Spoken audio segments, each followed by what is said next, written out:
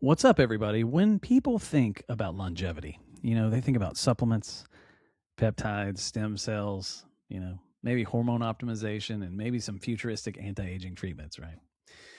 But what if the single most powerful intervention available today costs nothing and anybody has access to it, right? What if the biggest mistake people are making isn't failing to take a supplement, but failing to get this prioritize their sleep? That's right. So that's what we're talking about today. I hope you guys are ready because the longevity game is about to start.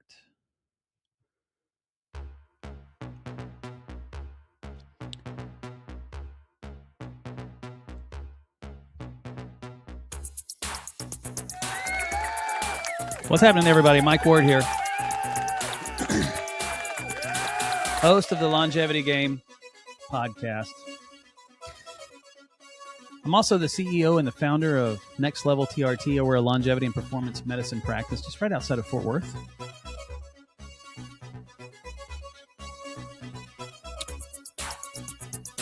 We take high performers and we optimize their health and their health span. So if this is your first time, I hope you have a good time. We're going to talk about a lot of cool stuff today. So first, let's talk about some longevity news updates. I love kind of diving in and seeing where the science is leading us because, man, there's so many cool things, on the horizon, and so sometimes I'm people love to underpromise and overdeliver, right? For the most part. And so I always just hope, because I follow a few people. And it's kind of like, well, we have just a couple years down the road, we have this thing, but maybe they may launch it way sooner, and I've seen that happen before. So I always like to stay up to date on the latest stuff, And so I got 3 stories I want to talk to you about today, and I'm going to read through them just briefly. So the first one says a massive study finds that sleep directly influences biological age, right? And so here's how this works. So a major study involving more than 500,000 participants, that's a lot, found that a U-shaped relationship between sleep duration and biological aging. And so researchers had evaluated multiple biological aging clocks, and there are a lot of them. And they found that both too little sleep and too much sleep was associated with accelerated aging. And that's where that U-shaped curve is, right? Because if you sleep too much or if you sleep too little, it's going to affect your longevity, your health span, right? And both of those things were associated with accelerated aging, right? And so the sweet spot appeared to be, guess, what do you think? What's the sweet spot? How many hours do you think would be the best for most people? It was between 6.5 and 8 hours. So if you guess between 6.5 and 8, you nailed it. So, we spent years arguing like whether 7 hours is ideal, 8 hours is ideal. I don't know if you ever saw there was a speech I listened to by Arnold Schwarzenegger, and he's like, you have 18 hours a day. I do a terrible Arnold. He's like, to work out, right? He's talking about you sleep 6. If you can't sleep 6, you got to sleep faster, or something like that. But it was so funny, right? Because he lived on 6 hours of sleep all the time, right? And so, there's just been a lot of contention about, how many hours is needed for optimal sleep, and so 6.5 to 8, that's what they found. And so the bigger takeaway is that chronic sleep deprivation appears to accelerate aging throughout I didn't turn my settings up, throughout multiple organ systems. And this is important, right? So I started out as a nurse once I finally got out of school, and I worked nights. And so I would work 3 to 4 nights a week, and they weren't all successive. They weren't all in a row.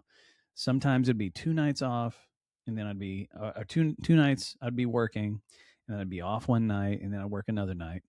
Or I'd work one night off, one night on, one night off. I mean, it was a disaster schedule, right? They just kind of fit me in where they needed me, and that wreaks havoc on your health and on your biorhythms, on your circadian rhythms, and it is disastrous for your health span. And I hate it because I have lots of friends who are still nurses out there working in the hospital, and their schedules just it's nuts. And this is not just nurses. I mean, think about firemen, police officers, EMS, certified nurses assistants, LPNs, LVNs. Like, I mean, doctors. Like, there are so many people who live this roller coaster lifestyle where they're working nights and they're living in the days, on their days off, and it is rough, right? And this can lead to chronic sleep deprivation. I remember whenever I first went to days after being on nights for so long. After I left the ICU, I was working as a nurse practitioner, ICU intensivist. That was the job title. All right, APRN intensivist. That's what they call it.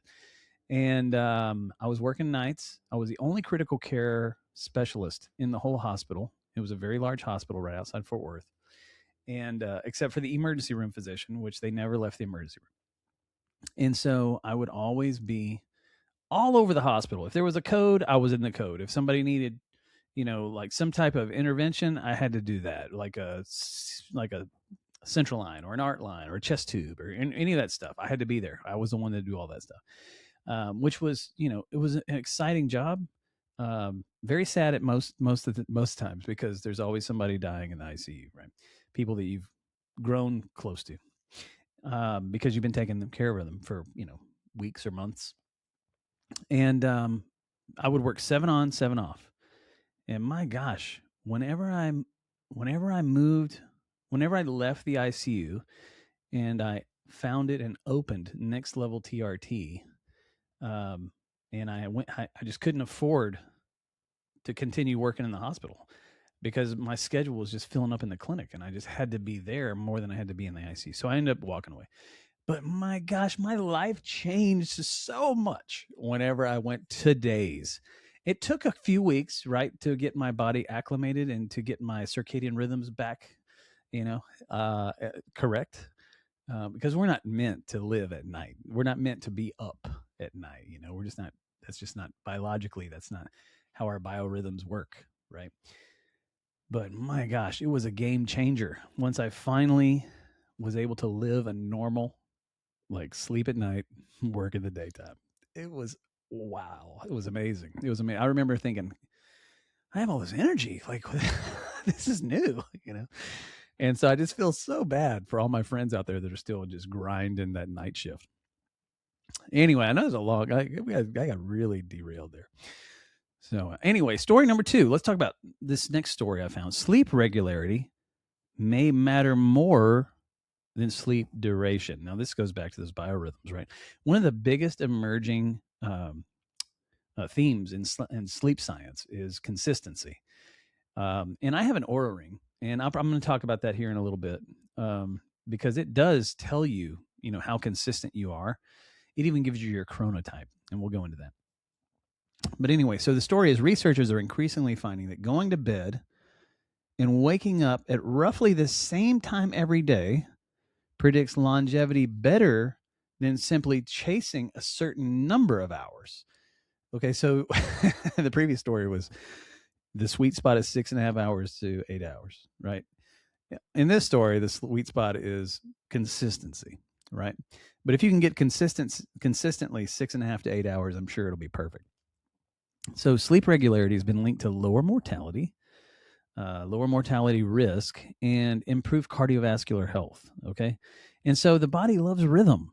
And this is why when you work a crazy, swing schedule where you work days or you work nights or you're all over the place, it affects your body, right? Your brain, your hormones, your immune system, and metabolism all run on a schedule. And so sleep consistency, super important. But if you work one of those crazy schedules like I used to work, it's hard to have consistent sleep. Again, it's rough, and it's hard on your body. My gosh. All right. And so next, story number 3. Have you guys ever heard of these biological clocks or epigenetic clocks? These are fascinating. And there's so many different types, right? And so I'm gonna dive into that, but let's talk about the story. So the longevity fields, it's rapidly moving toward measuring stuff, right? Like biological age, rather than just counting the numbers of candles on your birthday cake. They're looking at how your body is aging. Is it consistent with your numerical age or your chronological age? So new epigenetic clocks and organ-specific aging clocks can now estimate like how quickly various systems are aging, and that's really really cool. Like sometimes I feel like we're in the future. Some of this stuff is just really wild. So researchers are now using these clocks as tools to study how sleep, exercise, nutrition, and stress affect your rate of aging. And so when scientists look at the factors that most consistently influence biological age, sleep just keeps showing up right near the top of the list, and people just neglect their sleep. And I have patients all the time that and this is probably one of the number one chief complaint in my office. It goes like this: I don't know, I'm just so tired all the time. And then my next question is, well, do you sleep well? And most of the time it's like, well, not really.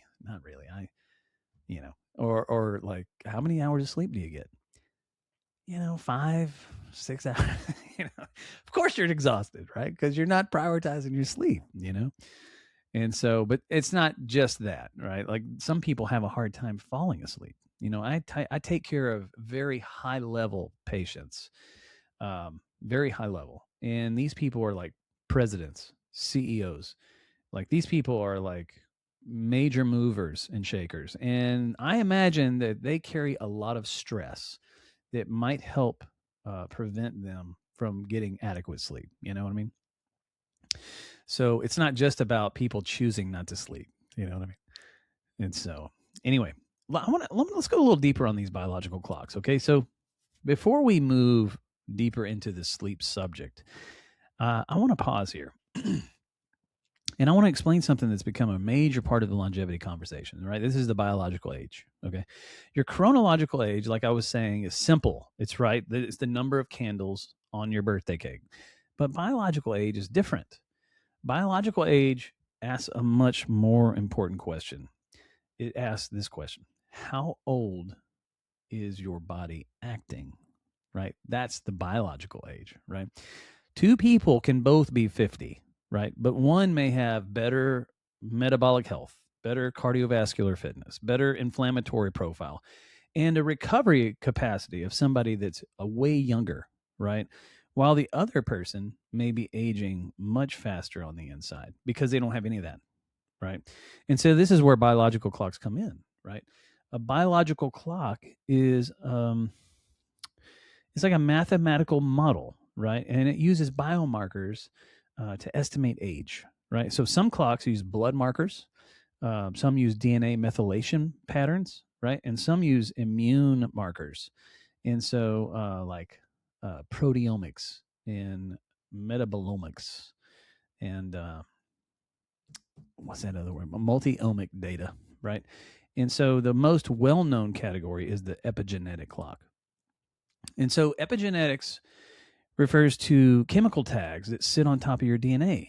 And these chemical tags, they influence gene expression. So how your DNA activate, right? And so these tags, they don't change your genetic code, right? But they do affect how the genes behave. And so one of the most studied epigenetic tags is DNA methylation. And I know we've talked about DNA methylation a lot on this show. But it's just so fascinating, right? Because you can have twins that like their DNA is absolutely identical, but one can grow, on a completely different path depending on how they choose to monitor their health or take care of themselves. Okay, so anyway, as we age, DNA methylation patterns they changed, but they changed predictably, right? And so scientists realized that they could measure those patterns and estimate biological age. And so the early clocks were designed to predict chronological age, right? The Horvath clock, right, was one of those first major clocks, right? And so it was often a pen tissue clock because it was designed to work across multiple tissues, right? And so that's what pen tissue means. If you think about like in radiology, a pan scan is a scan of your whole body. So pen tissue just means multiple tissues. And so it was groundbreaking, right? It was just amazing because it showed that aging leaves measurable molecular fingerprints, and it was awesome. And so the next clock is the Hannum clock, and the Hannum clock was another early clock, and it was developed primarily from blood samples. It also estimates age using DNA methylation patterns.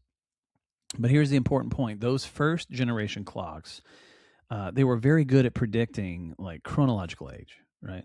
But not always at predicting disease risk, or mortality risk, or how healthy somebody actually was, right? Then came the second generation clocks, right? Like the pheno age.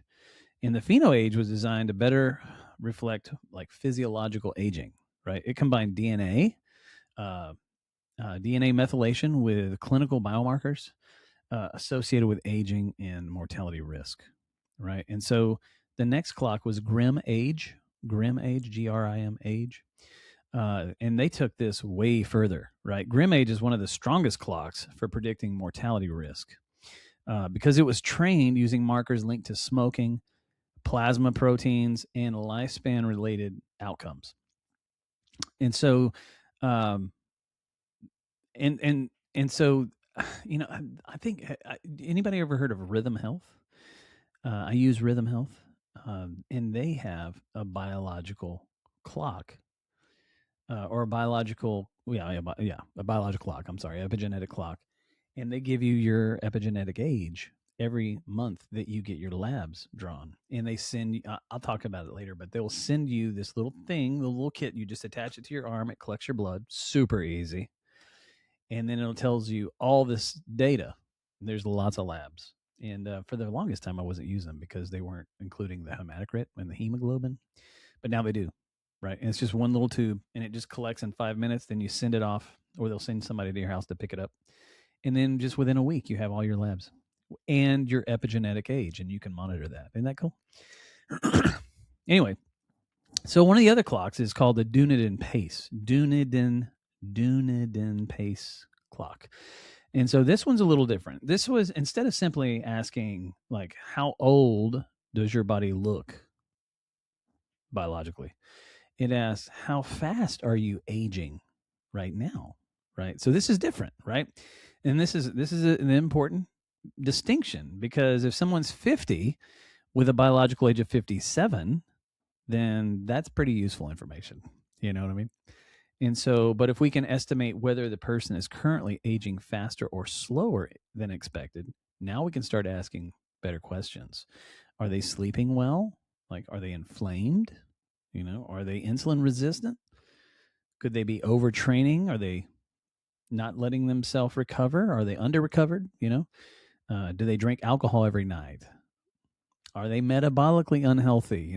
Are they carrying too much visceral fat? Like, we can start asking all these questions, and then we can start checking off things. Okay, they have this. Their age is faster than normal. Are they chronically stressed? Oh, look, stress is, you can rule out a lot of things and rule in a lot of things. So this is where longevity medicine becomes more practical, right? So we're moving away from guessing and moving toward measuring, and that's really neat, right? And this is why I like biomarker tracking. Again, I think there's a lot of different things out there, and some people get very confused, right? Because there's just so much data. My gosh, there's so much data, and so like, where do I go if I wanted to get my biological age? or get an epigenetic clock and follow. I think Rhythm Health is really probably the best one, right? Because right now, in my opinion, it's fast, it's cheap, for example, so Rhythm Health has a monthly lab work. It's monthly, but it doesn't have to be monthly, right? And so it's a service, and I think you pay like $100 a month, right? And so most people just check their labs once a year, right? And so you can check your labs every month and make changes, monitor. If you're really into that, some people, like the people I take care of, most people, they're really trying to dial it in, right? Their health is their wealth, and so they're trying to take care of themselves, right? And so doing something like this is really nice. And so anyway, a single lab draw, it can be influenced by sleep, stress, hydration.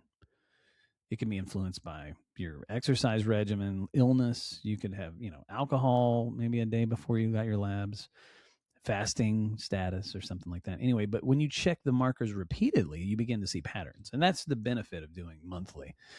Again, I mean, you could always do it quarterly.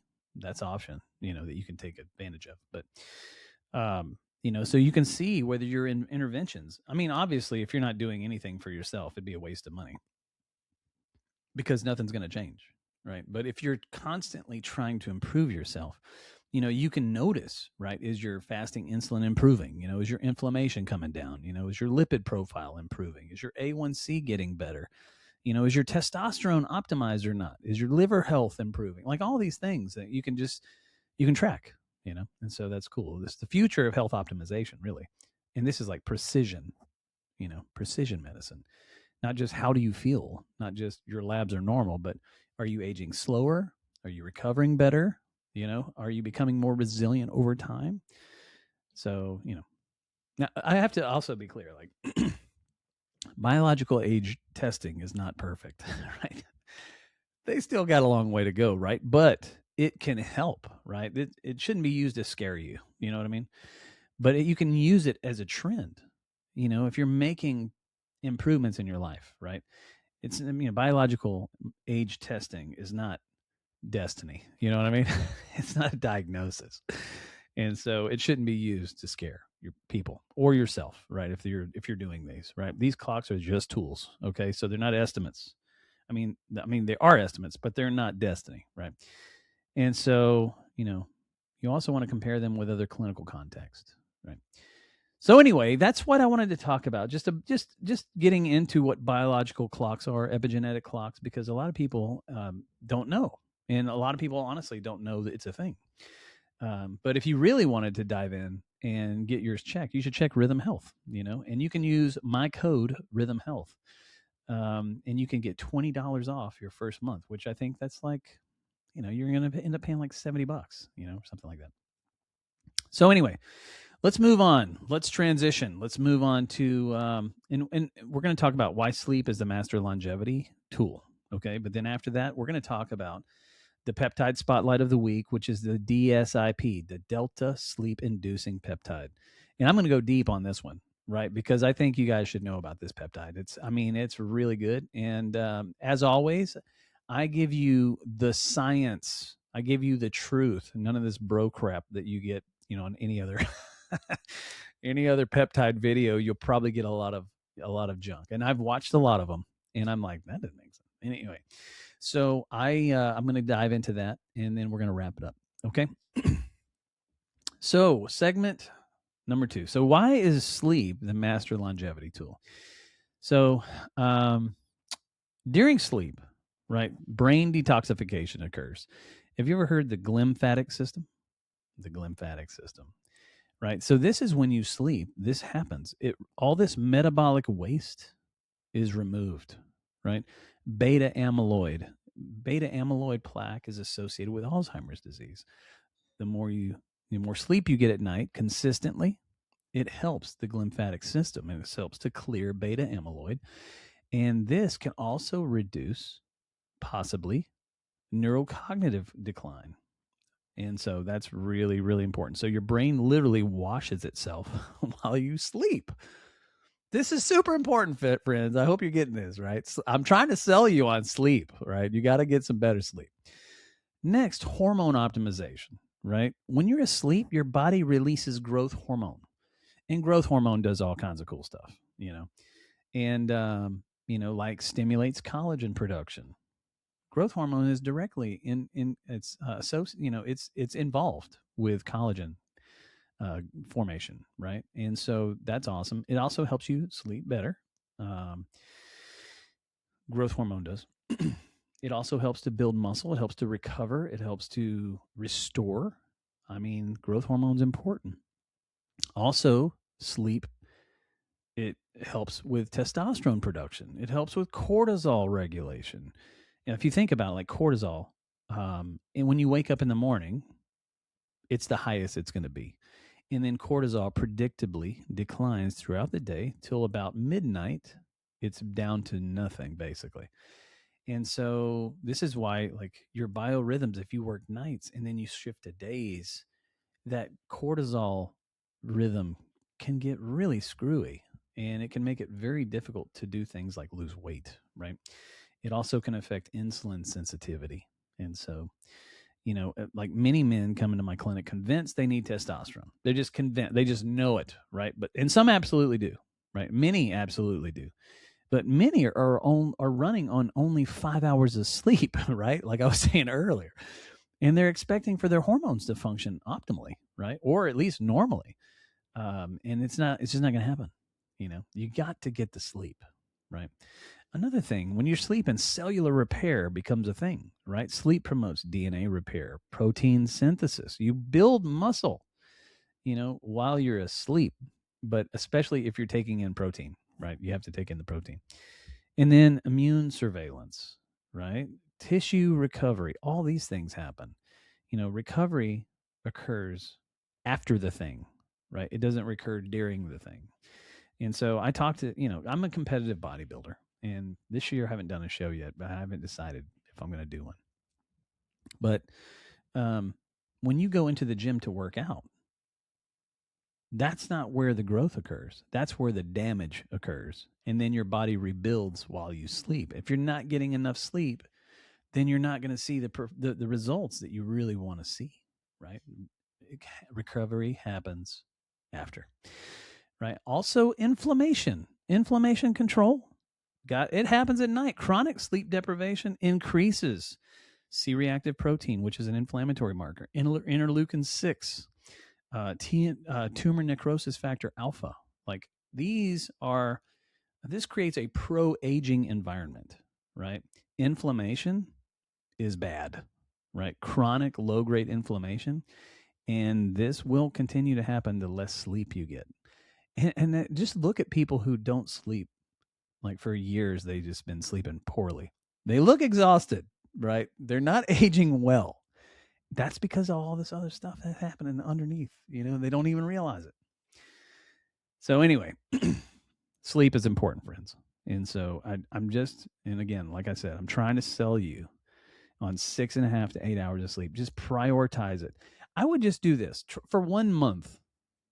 For 1 month, just say, because there's months where people say, I'm not going to have any alcohol this month.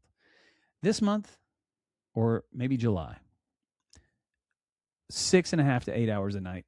Go to the bed at the same time every single night, and just for the month, and see how much better you feel when you start prioritizing your sleep. I promise you, it'll change your life. It's super important. I go to bed at 10 o'clock at night, most nights.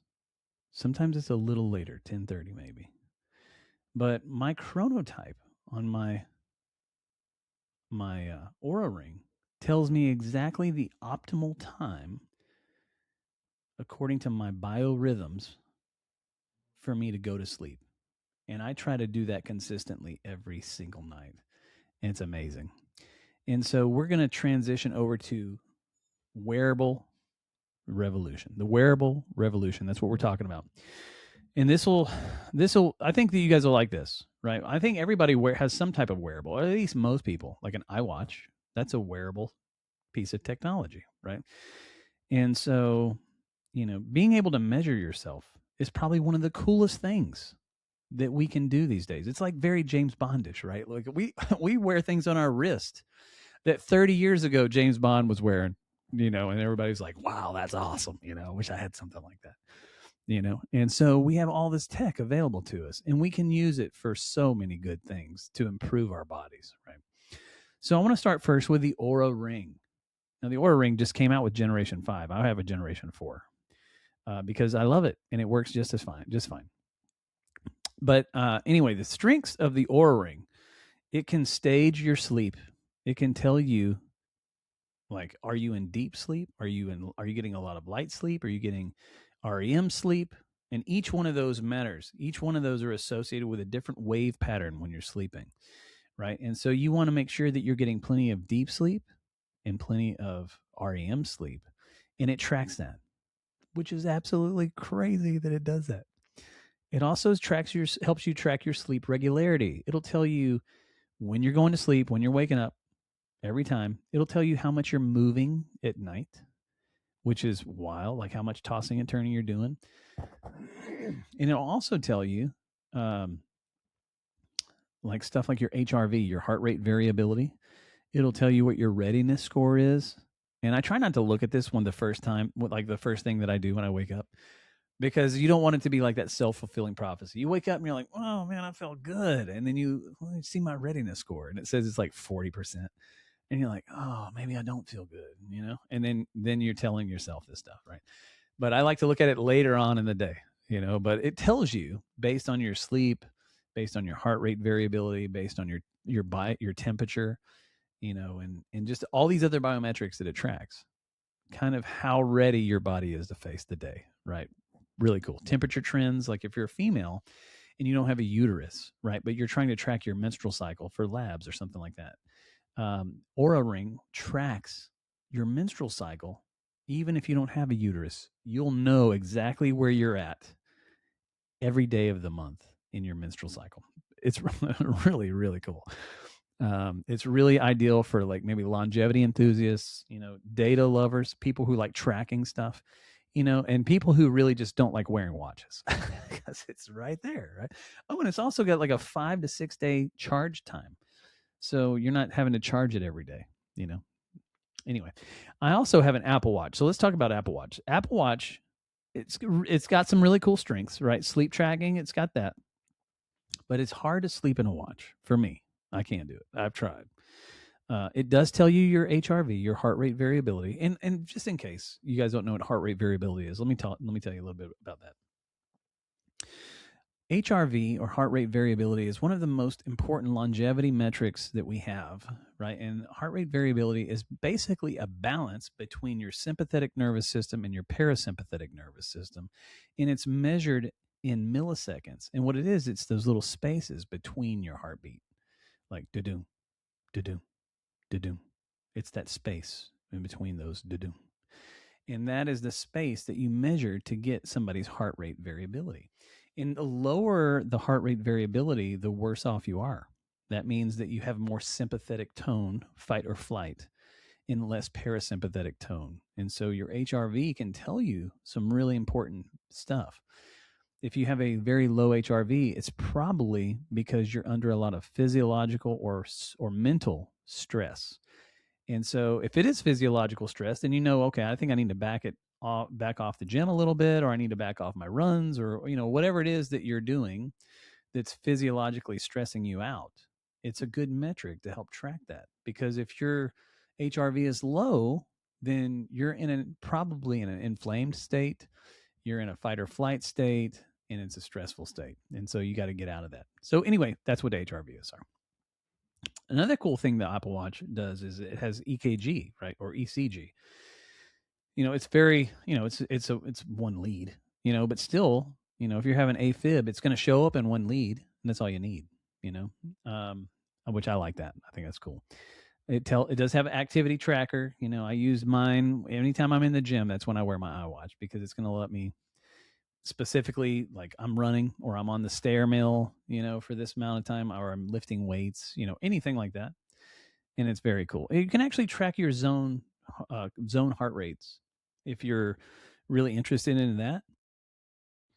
And what I mean by that is your zone 2, whenever you're doing cardio, zone 2 cardio is probably the best cardio for weight loss, because your body's going to preferentially pull from fat for energy during zone 2 cardio. And so on your iWatch, if you're on the stairs or if you're on a run, it doesn't show it on a walk unless they've updated it. But if you're on a outdoor run or an indoor run or stairs, whenever you activate the activity tracker, just scroll up and then you'll see zone 1, 2, 3, 4, 5.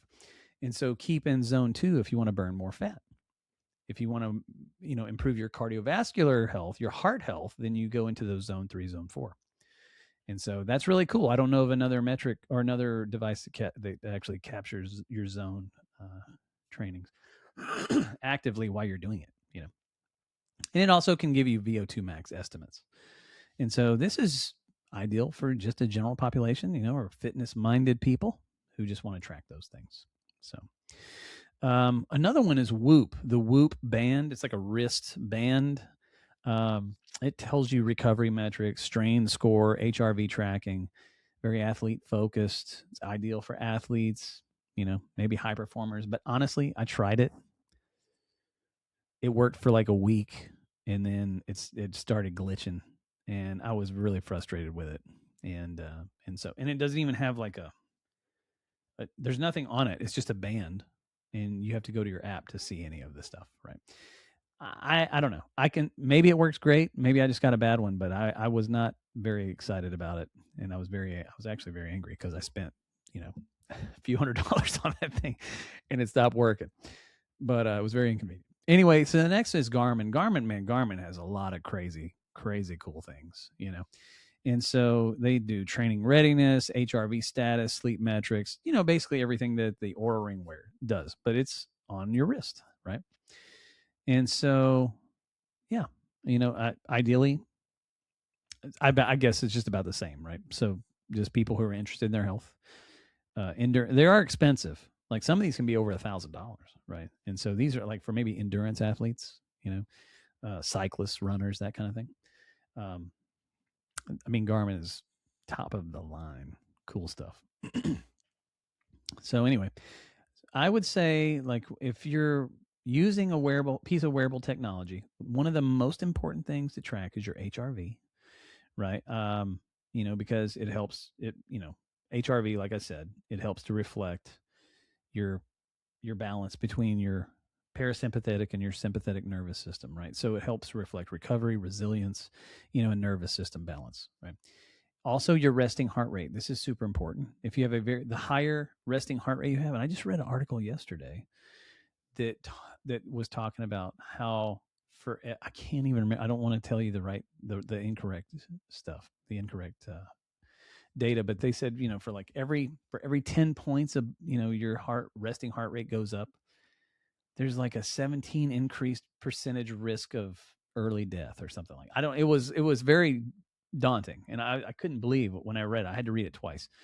But now I've forgotten the exact figures, so I don't want to, but it's something like that, right? So your heart rate, your resting heart rate is super, super important. It directly correlates with, increased risk of all-cause mortality and a cardiovascular risk, other things, right? And so I'll find it and I'll tell you about it later.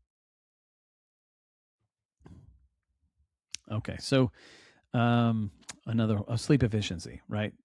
Sleep efficiency. I'm trying to sell you on sleep. Get a wearable tracker that will allow you to help you track your sleep better for 1 month. Just do it for 1 month. And by the way, like most of these can be bought with an HSA card or an FSA card. So if you have like a health savings account, they're covered if they're FDA approved, like the Oura Ring, the Apple Watch.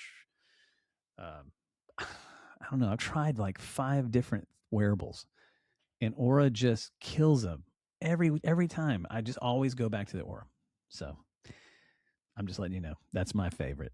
If you haven't been able to, figure that out. Also, recovery scores. These aren't perfect, right? But they're directionally useful, right? They can help you, trend that stuff. So don't obsess over a single night's sleep, right? You got to look for trends, and it's the same with HRV, right? You don't just look at your HRV one morning and be like, oh no. You want to trend that. every week. And so if you're wearing this thing all the time, then you're really getting a good idea of how your HRV is looking. Okay. So let's talk about really quick, how do we improve our sleep? If we're trying to get better sleep, what do we do? How do we do that? It's all about sleep architecture. And if your sleep architecture is poor, if you have a poor sleep routine, if you have a poor sleep environment, then it's, you have those things working against you, And so I'm gonna give you some deets on how to improve your sleep. Okay, so morning light. So I'm going to show you something. This is really cool that I have. It's called a Verilux. Verilux. Check it out. I keep this in my office. This is a 10,000 lumen light. And when I turn this thing on, it's bright. It is bright. But what it does is it does something called circadian priming, right? And so it primes your circadian rhythms. You wake up, you immediately hit yourself with 10,000 lumens of light. And then it completely zaps your melatonin. It resets your biological clock, right? And so you do that within 10 to 15 minutes of waking up, right? Within 10 to 15 minutes, within an hour of waking up, right? And so the next thing is you want a consistent wake time. You want to wake up every morning at the same time.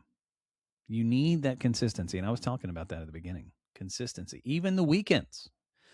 You've got to have that consistency because it develops that sleep rhythm that your body needs. Our body loves consistency. Even as children, we love consistency. We have to have it. I mean, that's it. We do better with consistency. And so next, cool bedroom, man. You want to make sure that your bedroom is cold. You want to be under that blanket, and that's how I am. I get under that blanket, just all nestled up. It's freezing. It's like 65 degrees in my room. I got this fan on too, and I'm just like, I get under there. It's nice. It's nice.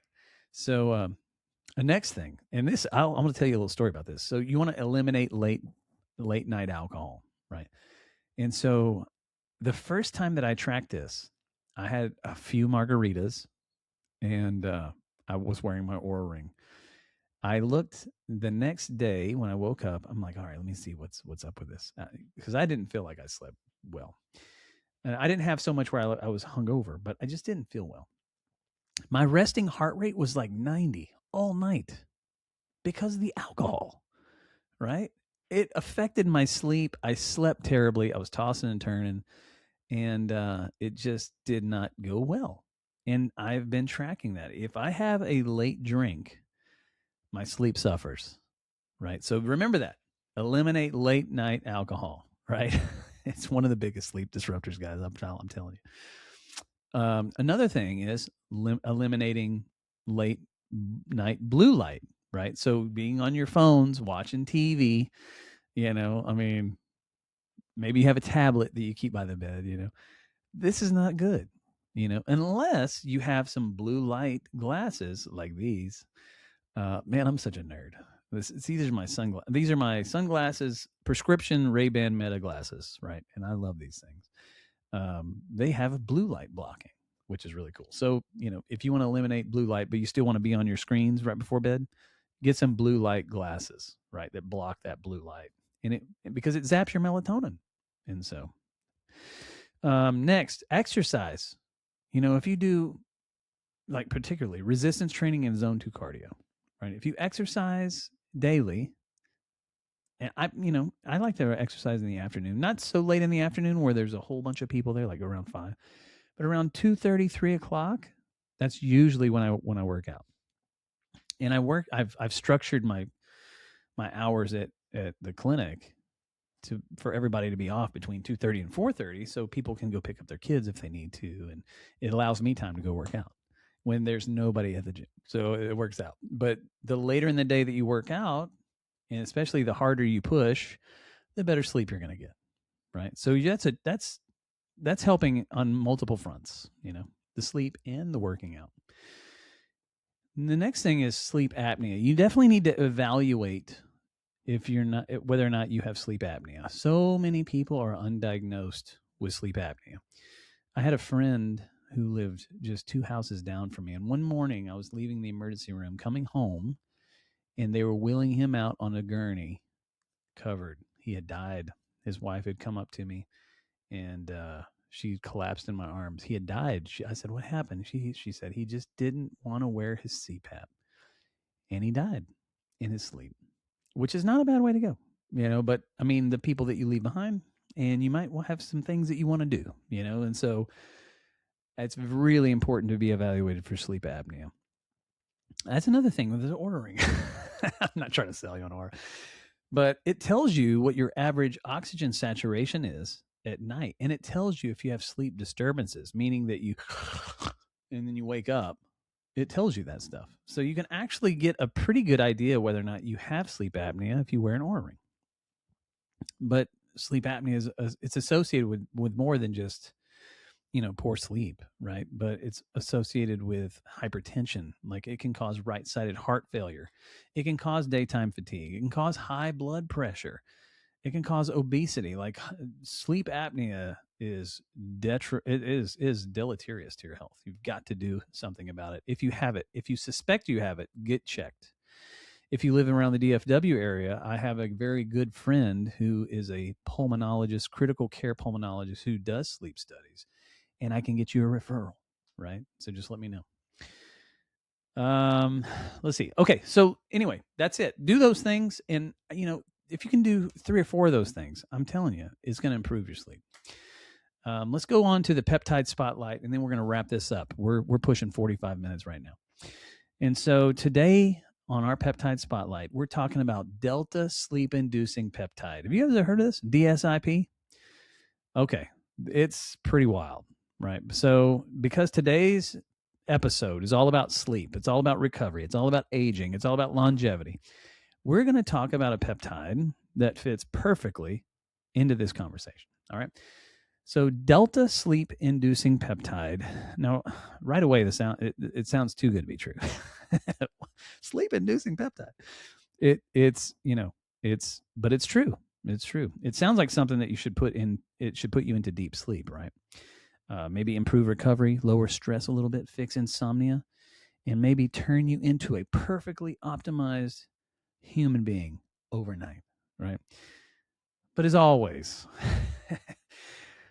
at the Longevity Game Podcast, we're going to dial that back. We're going to slow it down. We're going to look at the science, and we're going to separate what we know from what we think, right? And then, we're also going to discuss what's very much still uncertain, okay? And so delta sleep-inducing peptide is a small neuropeptide, and it's made up of 9 amino acids. That means it's a nonapeptide. 9 amino acids. And so I can go through the amino acid profile if you want, but I'm not gonna. It's very easy to find out. All right.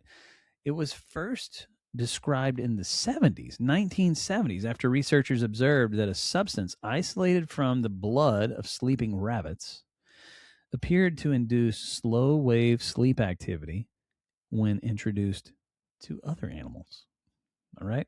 So that's where the name came from, delta sleep-inducing peptide, because delta waves, delta sleep refers to that sleep, that slow wave stage of sleep, right? And so this is the stage that in sleep we often associate with physical restoration, growth hormone release, immune function, tissue repair, and some of the other restorative processes in the body, right? And so naturally, when researchers discover a peptide that seemed to increase delta wave activity, my gosh, people got really, really excited. Okay.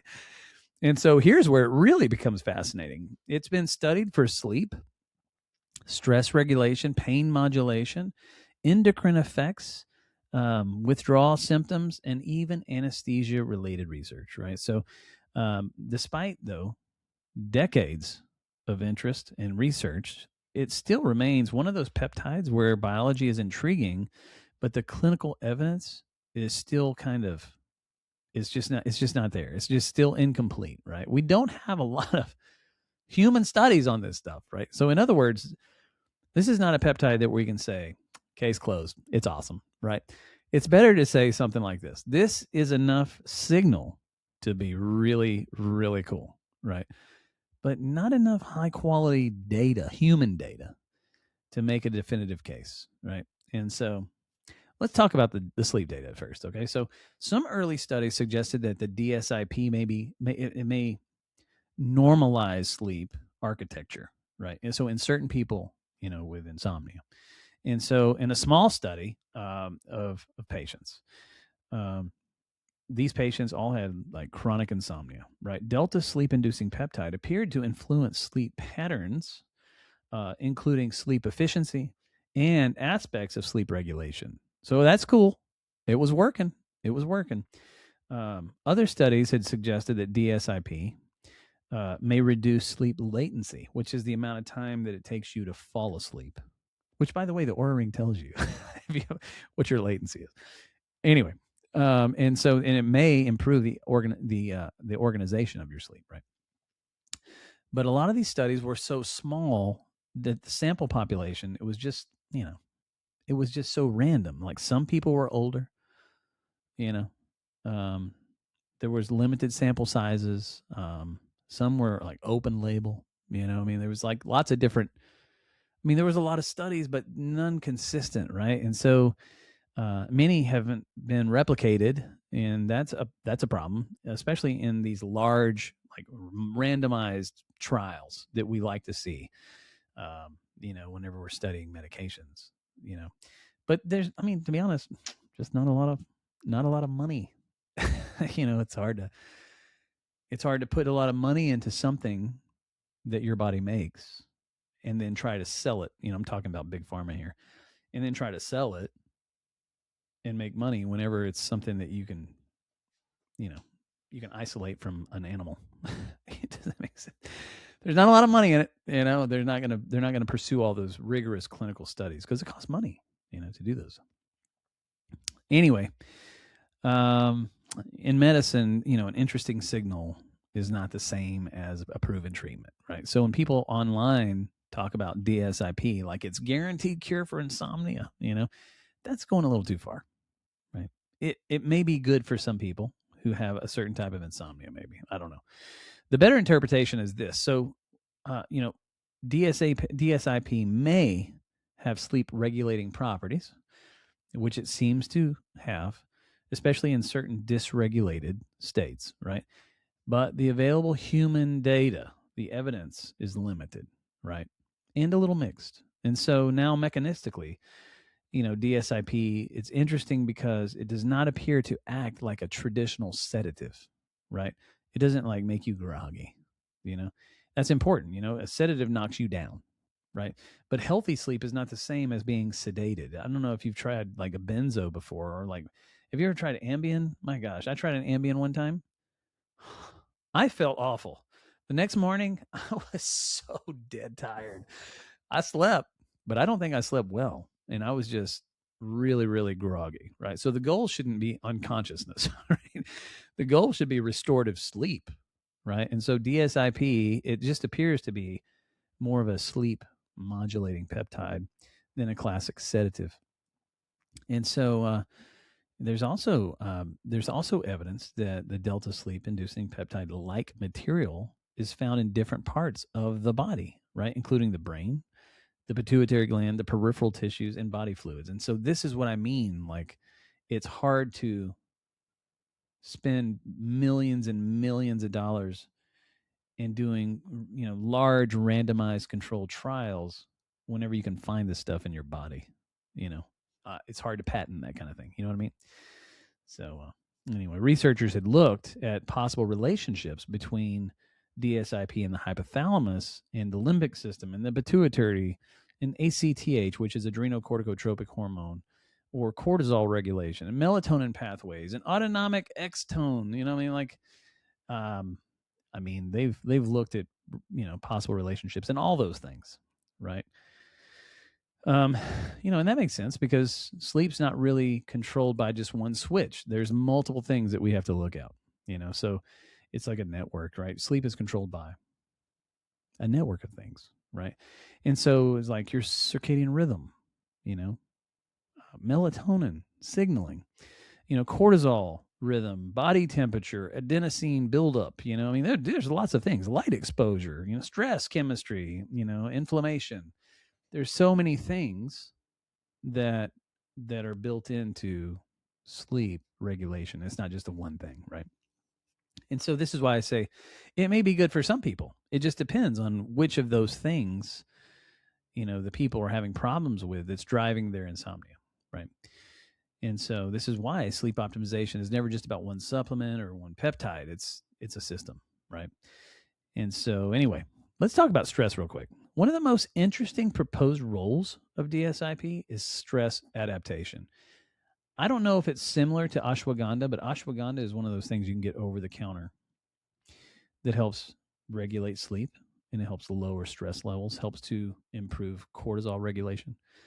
I don't know if it's like that, but some studies have suggested that DSIP actually may interact with your stress response system, including the hypothalamic pituitary adrenal axis, the HPA axis. And so, I don't know if you've heard of the HPA axis, but this is a communication system, but that it's between your brain, your pituitary gland, and your adrenal glands. And your adrenal glands is where you produce cortisol, right? And so when the system is dysregulated, people maybe feel wired at night and then exhausted in the morning. They may feel anxious and inflamed and just metabolically just all over the place, right? And this happens a lot with people who sleep, dysregulated, meaning that they work nights and then they're off in the daytime. They sleep at night and they just have a crazy schedule. This happens a lot. And I've lived that life and it sucks. And so DSIP has also been studied in relation to adrenocorticotropic hormone and cortisol tested pathways. But again, we got to look at the science. We got to be really, really careful, about these things. So the mechanistic data is very interesting, right? But that doesn't mean that DSIP is a proven therapy for adrenal function, anxiety, or insomnia, okay?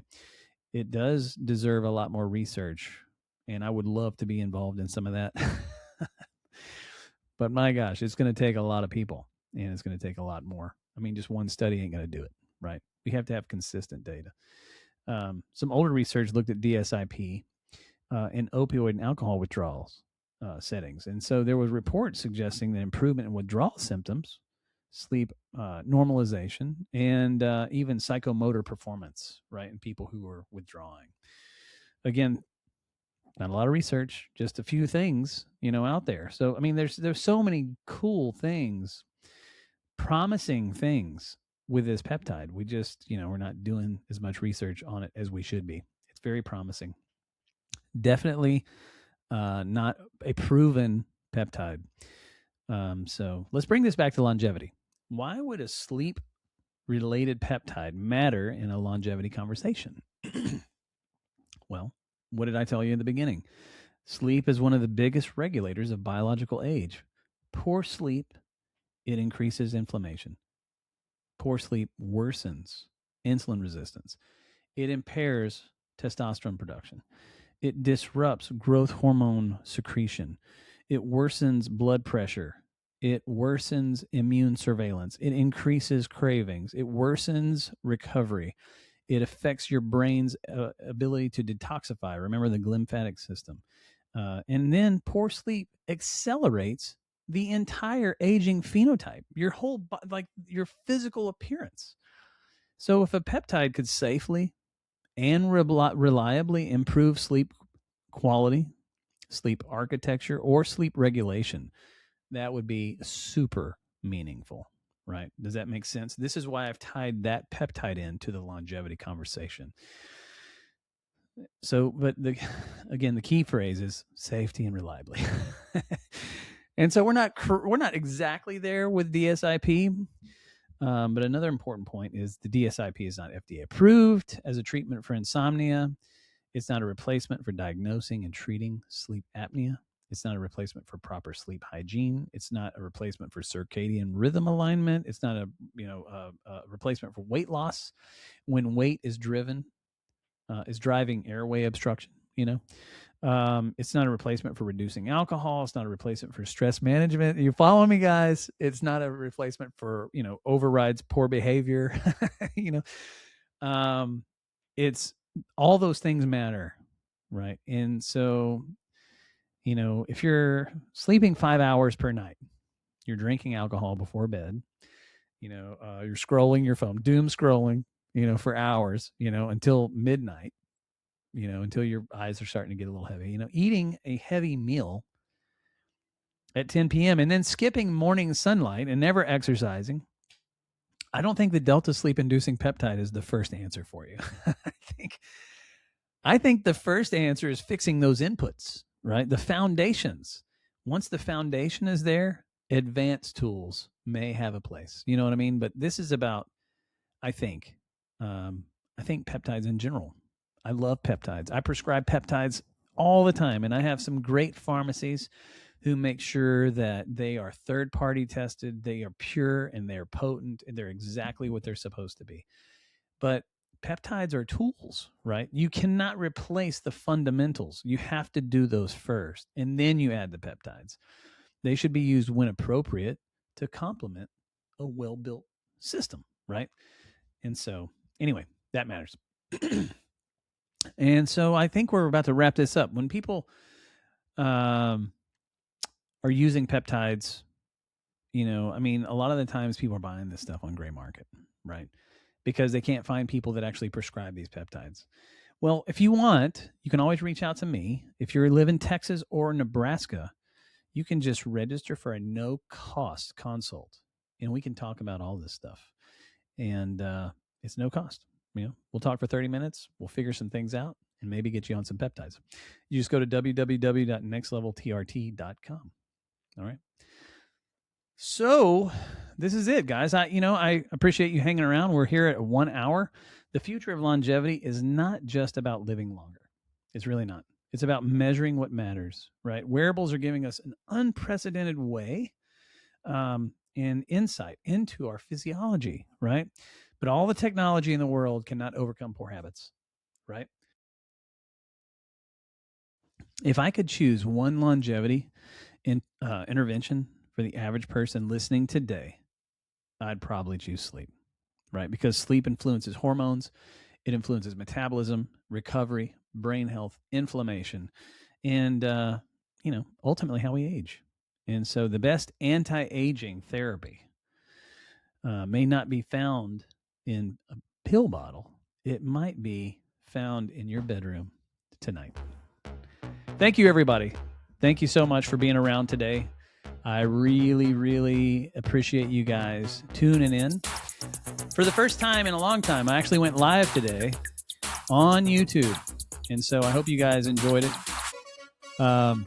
If you want to be a guest on the show, go to be a guest at thelongevitygamepodcast.com and send me a message. If you want to sponsor an episode, go to sponsors at thelongevitygamepodcast.com. And we will see you guys next week. We'll come back next week and we'll be showing you how to push back on Father Time. And so I appreciate you guys. I hope you have a great day. And don't forget, go long.